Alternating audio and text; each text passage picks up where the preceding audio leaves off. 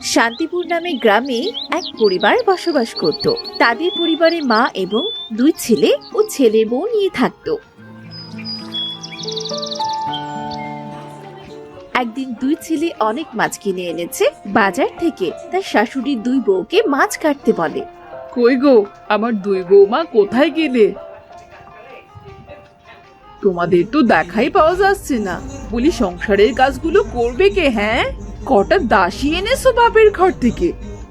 এই তো মা, আমরা এখানে আছি। কেন, কিছু বলবেন? সংসারের কাজ তো প্রায় সবই গুছিয়ে ফেলেছি, শুধু দুপুরের রান্নাটাই বাকি।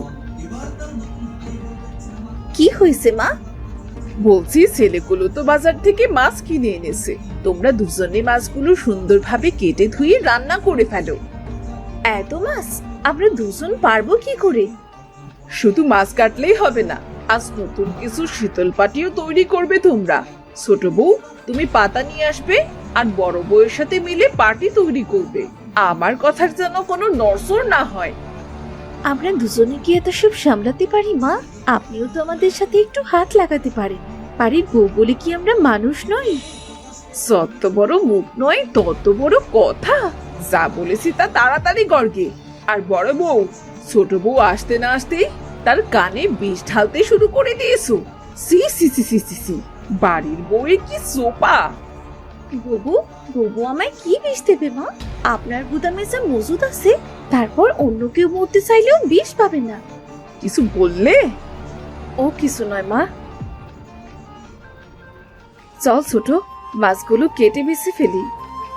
তখন সরলা আর অনু মাছ কাটতে কাটতে দুজনে গল্প করে বলে, দেখিস, আমাদের উপর এত কাজ চাপিয়ে দেওয়া আর ভালো লাগছে না। তা ঠিকই বলেছো, সংসারে এত কাজ করি আমরা দুজনে, তবু আমাদের এত কথা শোনায়। যাওয়ার কোনো জায়গা নেই বলে সবটা মেনে নিতে হয়। এতে করেও তো দুবেলা পেট ভরে খেতেও পাই না। আমার মনে হয় সেই থেকে দুচোখ যায় সেই থেকে চলে যাবো, এখানে আর নয়। তবু ঠিকই বলেছো, আর পারছি না বাবা। আমাদের স্বামীরা আসুক আজ, ওদের কাছে বিচার দেব। হ্যাঁ, কিন্তু তাতে কি কোনো লাভ হবে? ওরা তো মায়ের কথার উপর কথা বলতে পারে না। ওদেরকে আজ বলবো, দেখি ওরা কি করে। এত অত্যাচার আর ভাল লাগে না।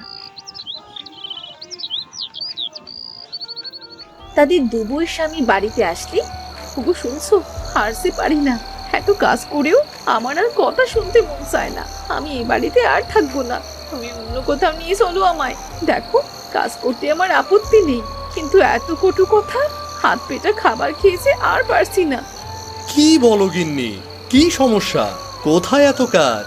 আর একটু আধটু শাশুড়িরা এমন বলেই থাকে, তাই বলে তুমি এরকম করলে হয়? তোমাকে তো ধৈর্য ধরতে হবে, বোঝো না কেন? তুমি আমার সাথে কেন এমন করো? তোমার মাকে কিছু বলতে পারো না? না না না, আমি কিছু বলতে পারবো না। তোমার থাকার ইচ্ছা হলে থাকো, না হলে চলে যাও। সারাদিন কাজ করেছি, আর এসব কথা শুনতে ভালো লাগে না আমার। ওগো, তুমি সারাদিন এত কাজ করো, সে তো আমাদের সুখের জন্যই, তাই না? কিন্তু আমি যে সুখী হতে পারছি না গো। সারাটা দিন এত কাজ করেও তোমার মায়ের মন পাই না। এভাবে আমি আর থাকতে পারবো না। কেন, কি হয়েছে? তোমার আবার কি সমস্যা হলো? আর থাকতে পারবে না? এটা কেমন কথা? আমি আর এ বাড়িতে থাকবো না। তুমি কি করবে আমি জানি না। বাড়িতে কি হচ্ছে না হচ্ছে কিছু কি দেখো তুমি? ইস, রাতে ঘরে ফিরেও শান্তি নেই। যা ইচ্ছে করো, কিন্তু আমাকে ঘুমাতে দাও। কাক ভরে বের হতে হবে। বিছানায় এসে চোখ বুঝবো, তার কোনো উপায় নেই। অভিযোগ আর অভিযোগ।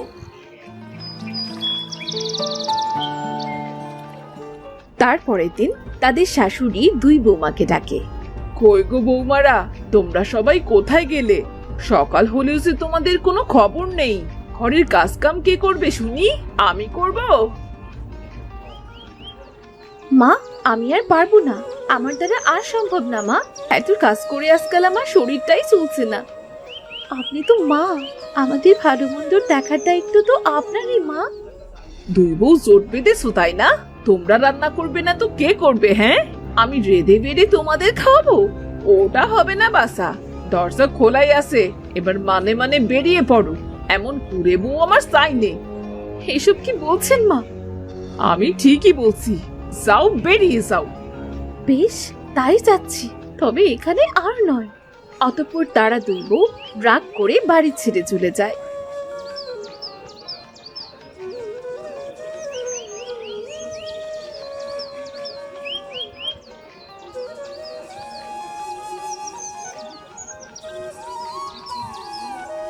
রাগ করে তো চলে এলাম, এখন আমরা থাকবো কোথায়, কি করব? তুমি কোনো চিন্তা করো না বুবু, আমাদের ঠিকই একটা ব্যবস্থা হয়ে যাবে। দেখো, ওই তো একটা বাড়ি। চলো গিয়ে দেখি কোনো কাজ পাওয়া যায় কিনা। চল ছোট। অতঃপর তারা দুই বউ হাঁটতে হাঁটতে এক ভাঙা বাড়ি দেখতে পায়। ওখানে কেউ ছিল না।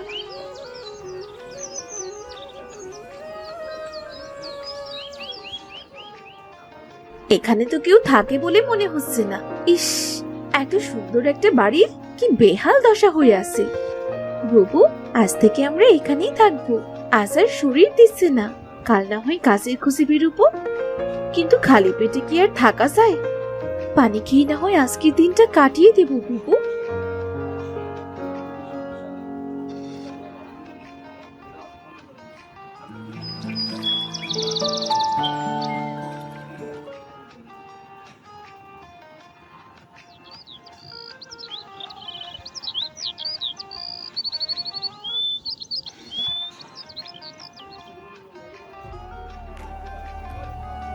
বুবু, কোথাও তো কোনো কাজ খুঁজে পেলাম না।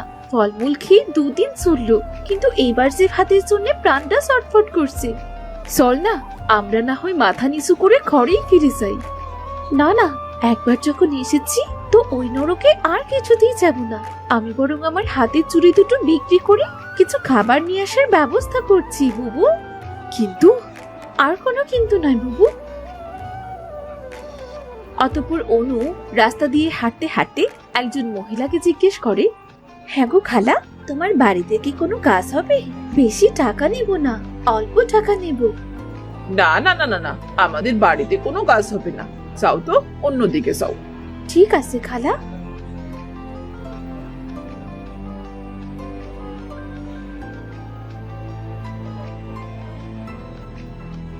কি হলো ছোট, কোনো কাজ পেলি?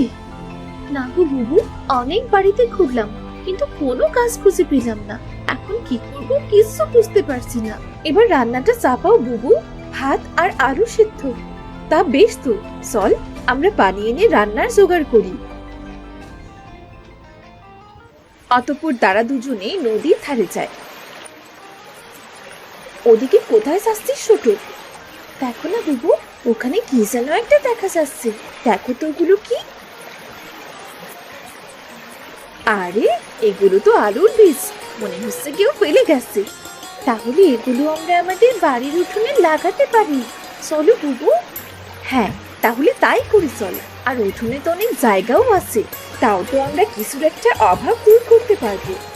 অতঃপর সেই আলুর বীজগুলো নিয়ে তারা তাদের বাড়ির আঙিনায় লাগায়।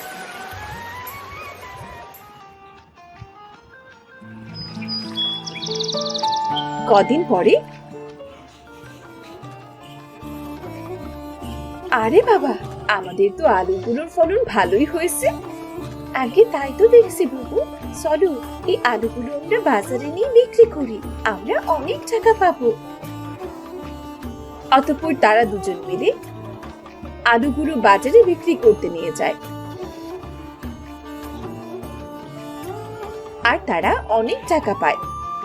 অতঃপর তারা ধনী হয়ে যায়। আলুর এমন ফলন হয়েছে, ভালো দামও পেয়েছি। আমাদের আর কোনো অভাব থাকবে না ছোট। তুমি ঠিকই বলেছো বুবু, এবার আরো বেশি করে আলুর বীজ কিনবো আমরা। বিধাতা আমাদের সহায় হবেন। অতঃপর তাদের স্বামীরা জানতে পারে যে তাদের বউয়েরা অনেক ধনী হয়ে গিয়েছে। অতঃপর দুজনের স্বামী তাদের কাছে ফিরে আসে। এ কি, তোমরা এখানে? কি হয়েছে? তোমরা তোমরা কি আমাদের খুঁজে এসেছো? আমরা দুজনে ভুল বুঝতে পেরেছি গো। আমরা তোমাদের খারাপ মনে করেছি, আর আমাদের ক্ষমা করে দাও। তোমাদের ওপর আমাদের কোনো অভিযোগ নেই, তবে আমি আর কখনো বাড়ি ফিরবো না। তোমরা চাইলে এখানেই থাকতে পারো। ঠিকই বলেছো বুবু। মায়ের সংসারে আর ফিরতে হবে না। আমার আলু চাষি বউয়ের সংসারেই না হয় আমরা দু ভাই রইলাম, কেমন?